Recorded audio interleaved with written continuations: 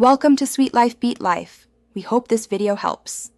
You'll start by finding the picture and selecting it. Click once on the image so the sizing handles appear. If the picture lives in a header or footer, double-click that region to reveal it. This is why you can't delete it from the body. Once selected, press Delete to remove simple inline images. Make sure to use the navigation pane for long documents because it helps you jump to the right page quickly, so you avoid hunting through dozens of pages. Now handle images that are anchored or have text wrapping. Right-click the picture and choose Wrap Text to see its mode, because floating images won't always delete with simple delete. If you see an anchor, drag it to the paragraph you're editing or switch to inline with text. That converts it to a normal character, making deletion straightforward. For grouped objects, ungroup first, right-click Group, Ungroup, then select the picture alone and press Delete. This prevents accident. Finish by ensuring hidden or background images are addressed.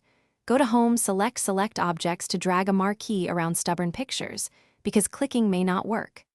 Check header/footer and design watermark or page color for images set as backgrounds. Remove them from those menus. If delete does nothing, use Cut Ctrl+X or clear formatting.